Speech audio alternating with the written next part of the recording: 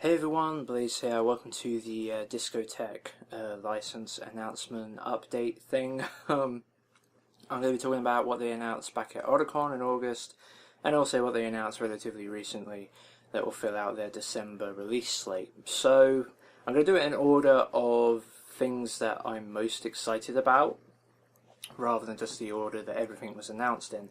So we're going to be starting off here. I've got everything to hand. Obviously, the things I'm most excited about them releasing and announcing just recently is the Ladyverse stuff. You guys know I'm a big Ladyverse fan. I've seen literally, I think, everything that I can watch right now currently in English. I don't know, apart from Gatsby Railway Season 2, I need to get on that. I'm pretty sure that's the only thing. Oh, and there is one other thing. Queen Millennia, which is currently being fan subbed, and once that's completed, eventually, if that ever happens, it's getting there. I will sit through that quite happily. Those are the two things I haven't seen. Other than that, everything else that's available in English, fan subbed or legal, I've seen it. So, big fan of this stuff, obviously, and I was very excited that the 1982 classic film Arcadia of My Youth is coming out on Blu-ray. This is the Animago DVD release, of course, which I've got. But yeah, this 2-hour and 10-minute film is coming out on Blu-ray. It looks amazing on Blu-ray. I've seen the fan sub thing for it, for the Japanese Blu-ray, and the Japanese Blu-ray looks stunning. I'm so happy that Discotek are not just getting back into Ladyverse stuff, but also that this is one of their first things they're bringing out, because I've been wanting to get my hands on a Blu-ray copy of this film for a long time. I was sort of expecting perhaps that Animago would do a Kickstarter for it, and that would have been cool, because Animago Kickstarter releases are very cool. Like, they do a lot of really nice stuff with that. But I'm also just as happy to buy the Discotek version, especially since the number one extra that I would have wanted for a Arcadia of My Youth Blu-ray release would have been a commentary, and that's exactly what we're getting. Mike Toole is doing a commentary, a feature-length commentary for the whole film. Really looking forward to sitting down and listening to that. Because I really like his commentaries. I love commentaries in general on anime. It just helps me learn a lot more stuff, and it helps me appreciate stuff a lot more as well. And the fact we're getting one on a Ladyverse release is very exciting to me. I'm looking forward to the things I'm going to be learning, most likely, as well as the things that I'll obviously already know. But also, I'm hoping that the commentary isn't going to be too Harlock-centric. It's 2 hours and 10 minutes, so I'd be very surprised if it doesn't expand somewhat to the Ladyverse in general. Yeah, I'm very looking forward to that, obviously. The other two things that we're getting Ladyverse from Discotek are two things that are going to be coming out in December. They're re-releases, licensed from Enoki Films. Obviously, Discotek have been mining that well at Enoki Films for quite a while. The first one we're going to talk about is Gun Frontier. This is the Media Blasters release. This is the Gun Pack. This was put out in 4 volumes, dubbed and subbed back in the day. One of the early 2000 Ladyverse projects, of which there were many. This one's a Western. It's a kind of a weird thing. Most fans consider it a prequel to the Ladyverse and the Harlock stuff in general. I like to think of Harlock as a character the same way that the Legend of Zelda stuff works, in the sense that Link is the Link that's in the first game isn't the same Link that's in Twilight Princess or Ocarina of Time. It's each Link is a different reincarnation. Each adventure and each Zelda is a different reincarnation of those characters and stories and stuff. And I kind of feel the same way about Harlock stuff.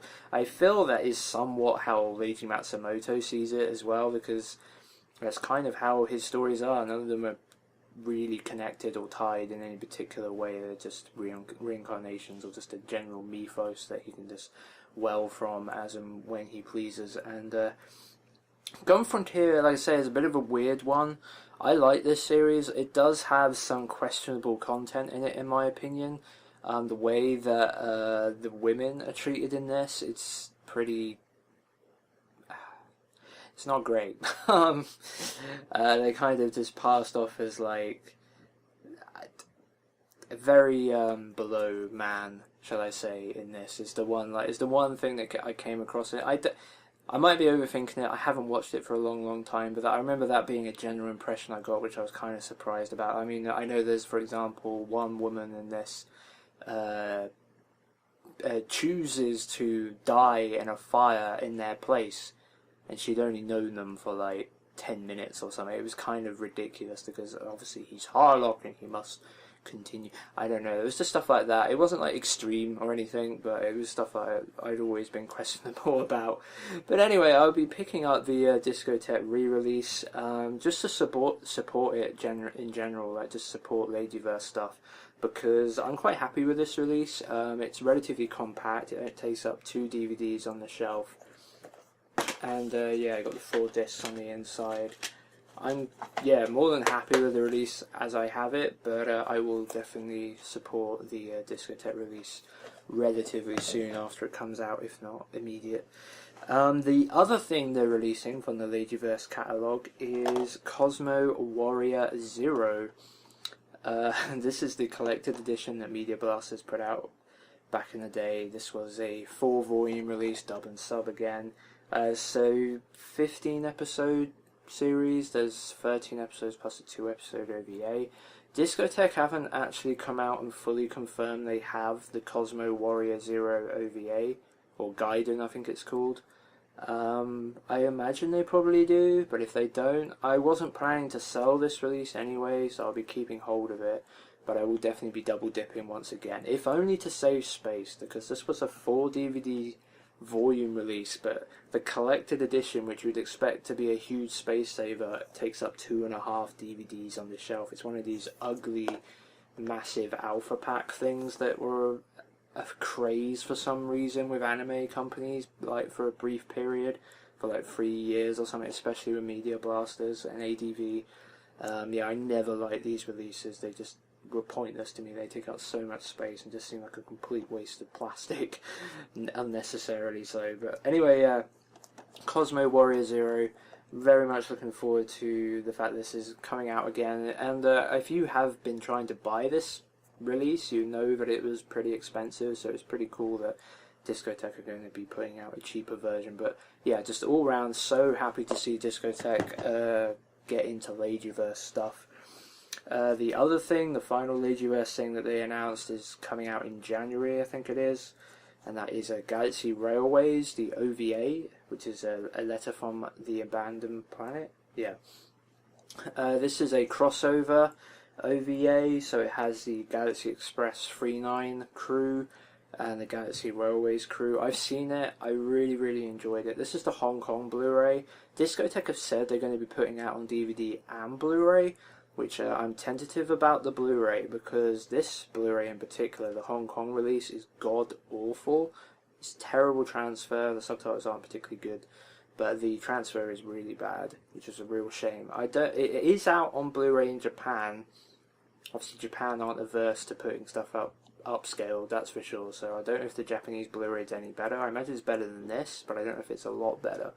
So yeah, I'm very tentative on that. I'll have to make sure to somehow find out the quality of the Blu-ray before this comes out, because I'll definitely be buying the Discotek release to replace this, but I'll be happy to get the DVD if the Blu-ray is a messy upscale. But anyway, yeah, so Galaxy Railways, a letter to the abandoned planet, from the abandoned planet. Yeah, really awesome crossover. It's super cool. Like, it's a really fun 4 episode story. Yeah, it's just really, really cool. Fun action and adventure. It's good stuff. So yeah, that's all the Ladyverse stuff, which I'm so excited that Discotek are getting into Ladyverse stuff.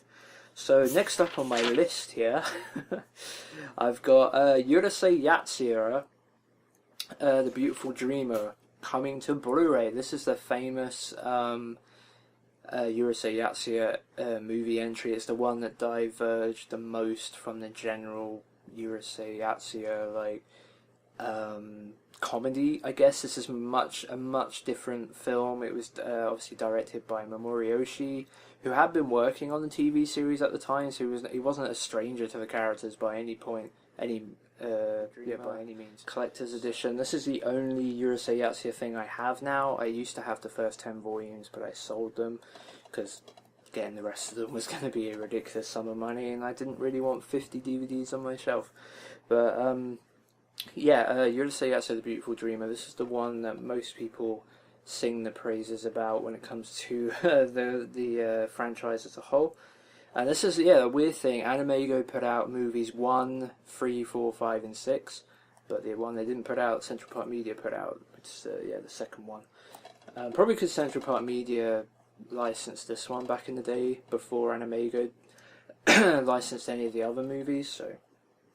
But, yeah, this comes with a commentary track by Mamoru Oshii, which I'm hoping will be included on the Blu-ray release from...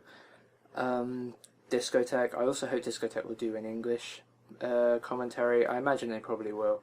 I'd be really surprised if they didn't. They haven't announced that yet, I don't believe, but I imagine they will. If they can get permission to do it, I think they will. I can't remember, does this come with a commentary, an English commentary as well? Or is it just Mamoru Oshii's one? I think it's just Mamoru Oshii's. But yeah, Urusei Yatsura, really looking forward to that. We'll definitely be picking that one up.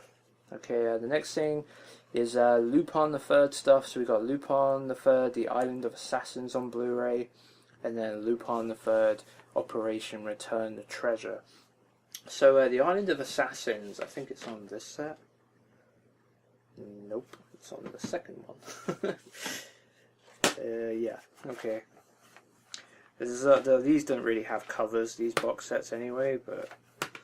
Okay, yeah, so Lupin the Third, The Island of Assassins, previously released by Funimation on DVD. This is, I think it's also called like Walter P36, like after the gun or something as well. It's got a couple of different names. But yeah, this special, I think it's a TV special, is a lot different to the rest of the Lupin stuff. It's much more serious in tone. I think they had a different character designer working on it as well.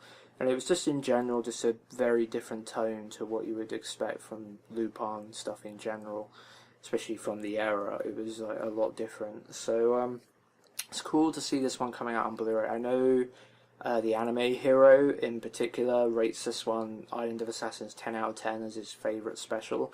I'm not quite as fond of it as him because as much as I thought it was cool, they took a different turn of pace or whatever the right phrase would be with Lupin. I'm very fond of like the general Lupin formula, even though The Woman Called Fujiko Mine is my introduction to the franchise. I just really like the Lupin formula for all the classic stuff, especially the TV special era stuff. I like all that stuff a lot. So yeah, it was very different, but I enjoyed it, and I'll definitely be picking up the Blu-ray. And the other one, Operation Return the Treasure, is the next TV special that comes after Alcatraz Connection. And then I believe the one after that would have been Episode 0, which Discotek have also put out. But yeah, that one's coming out on DVD, sub-only, just another one of the Lupin TV specials coming out from Discotek. And it looks like they'll eventually do all of them at some point, which is really great. So yeah, that's that stuff. Next up, Fatal Fury, the movie, coming to Blu-ray. I remember when Discotek first licensed this, and they were talking about the release in general. They said, hey, we've got the film transfer, which means we can do a widescreen release, and, you know, maybe sometime down the line we'll be able to do a Blu-ray. Well, that time has come. Discotek have been releasing Blu-rays a little bit more frequently recently, which is really cool.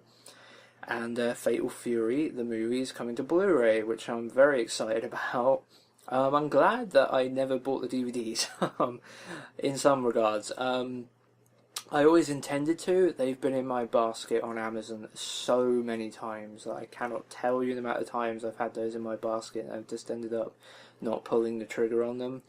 Because I was always wanting to get them for a certain price, and the Amazon sellers' prices fluctuate all over the place. But I'm glad I waited, at least for the movie, because that's definitely going to be getting a Blu-ray release. I don't think Discotek have film masters for the OVAs. Someone will have to confirm that to me, because if they don't, I'll pick up the DVD OVAs when I get the movie on Blu-ray. But if they said at any point that the OVAs they also have a film masters for, then I'll wait on it. But I very much doubt they do. But yeah, they've already shown a preview of the Fatal Fury, the movie, video quality for the Blu-ray on Twitter. Obviously, it's slightly compressed and all that. It doesn't look as good as what a Blu-ray actually will, but it certainly shows you the potential, the transfer they got. It looks really nice. So yeah, I'm looking forward to that one a lot. Okay, the next thing, Eat Man. Both the original series from 1997, I think, and Eat Man 98 series. So this is a 12-episode series, I think it is. A sci-fi series, cyberpunk series, I think. I've always had some interest in this. I don't know a lot about it, honestly, but I've had some interest in this, so I'm glad it's getting a nice, cheaper release, because the Bandai volumes are kind of hard to come by. I think they did it in volumes. Maybe they didn't, but they're hard to come by nowadays anyway, so it'd be nice to get the Discotek releases. I think the first series is sub-only, and then the first 2 episodes of Eat Man 98 back in the day were dubbed on like VHS from Bandai or someone back in the 90s, so Discotek have got the dub for the first 2 episodes at least from Eat Man 98. So yeah, I'll be looking forward to picking those up. I doubt I'll be getting them in December, but I'll eventually buy those, so I'm glad those are coming out. I think those are 2 more that were on the Inoki Films library, I think, the Discotek have decided to put out. So yeah, looking forward to those. Next up, I know this is one that Anime Palooza would be a huge fan of. I mean, we all knew it was coming. Discotek had announced it already, but now we know that they've definitely got it, and I think they may have even given a release date to it. And that's Yowamushi Pedal, The Grand Road. It's the second series. Again, it would be a complete collection DVD sub-only release. I'd really like to get the first series. I was disappointed that Discotek didn't put it out on Blu-ray. I understand as well at the same time, because it would have been multiple Blu-ray discs. So without a dub or anything, and it is kind of like a sports series to some extent, even though it has quite a lot of the shonen aspects to that. But so yeah, it might have done well, but at the same time, like Blu-ray sub only, Discotek, multiple releases for a show like that probably wouldn't have worked. So yeah, complete collection DVDs are fine, I guess. So yeah, I would like to eventually own those at some point, but yeah, I'm not going to rush to get them, but I will hopefully have them at some point. So yeah, Yowamushi Pedal Grand Road, really cool. And the final thing, actually no, it's 2 things. Penultimately, we're going to be talking about Charge Man Ken, which is a bizarre pickup from Discotek, but also quite a fun one, I guess. This is a 75 episode series from the early 70s. Maybe 60 episodes something series, I can't remember, but it's from the early 70s. It's 5 minutes an episode, and it's notoriously bad. Like it's pretty much ranked as one of the worst anime ever made in Japan, in terms of, yeah, just in general, it's just one of the worst anime ever made. Each episode is only 5 minutes. It's kind of like supposed to be something similar to like Gatchaman and shows like that, but it's just really badly made, completely ridiculous. It was long thought lost to to time, like the masters or any sort of prints or just the tapes or whatever were missing, but they were eventually discovered and put out. DVD releases put out in Japan, and now Discotek, probably a really cheap license, have picked it up and they'll be putting out all of Charge Man Ken, which is very fun. I hope they do something with that to kind of make the release slightly more interesting. Like, I hope that maybe they'll have some guys. I know I'm a sucker for these things, but it'd be really cool to have some people, like old school anime fans, come in and do like Mike Tool and such, like do commentaries on just select episodes, like maybe 5 or 10 episodes, like not each or anything, but just like an episode that they want to talk over quickly and just how ridiculous the series is or something. It'd be fun, because I really like commentaries, as you know. I really enjoyed the commentaries that were on this, which were, it wasn't for every single episode, it was just select episodes. Discotek, you need to do that more often. It'd be really cool. You don't need to like do a commentary over an entire series, but it'd be really cool to get fans in, or just, you know, people who know their stuff to come in and talk over a certain episode that they really enjoy. I was hoping they were going to do that for Lupin the Third, Part 2, the Red Jacket series, but it doesn't seem like they're going to do that, which is a real shame, because I would have really liked to have seen like Reed Nielsen and Mike Toole and, you know, Daryl Surratt and stuff come in and do like a commentary on just one episode that they really enjoy and remember fondly, and talk about their experience with Lupin and stuff. It would have been really cool. So yeah, disappointed they're not doing that, but very happy that Red Jacket series is coming out, obviously. Okay, so the absolute final thing after Chargeman Ken is School Days on Blu-ray. This is the thing I care about the least. I think it's cool that Discotek are finally putting this out on Blu-ray though, because I know the series for some reason has its fans. I've never watched the series, but I've watched the end. I know exactly why this series is so notorious, and I've seen the last episode of it, because I didn't really have any intention of watching the whole thing. It's a very interesting play on the whole ecchi heroin type stuff. I guess it's pretty extreme. Yeah, so School Days is finally coming to Blu-ray, which I'm sure will make the fans of that series happy, so that's great. And I'm sure it'll do reasonably well for Discotek. I don't think School Days has ever been a huge seller for them, but I'm sure they've done fine with it, so the Blu-ray should please many. So yeah, that's the Discotek license announcement roundup. Obviously very excited about the Discotek releases of Ladyverse stuff finally happening. I'm hoping next year we'll see even more of that stuff, especially stuff like Space Symphony Meteru, which is one of the early 2000 series, which is by far the best of that bunch, of which there's about 5 or 6 of them, I think. Space Symphony Meteru is like the best one for me personally. So, but yeah, I really hope this isn't the end of it. I hope we get stuff like Endless Orbit SSX, the sequel series to Arcadia of My Youth. Queen Millennia would be really awesome, like with the movie and stuff. Just yeah, I hope we get to see way more Ladyverse stuff going into next year. I don't know if we will, but I'd be very, very happy if we did. So yeah, that's the Discotek license haul announcement video. As I said, I keep ending the video and then continuing on. But yeah, I don't know if there'll be any more announcements before the end of the year. There might be.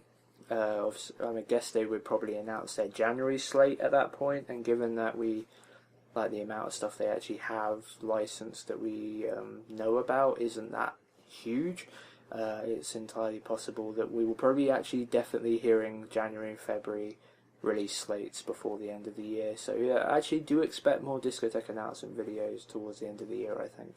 But anyway, I will end it this time. So yeah, I've been Blaze. Thanks for listening, and I'll see you next time.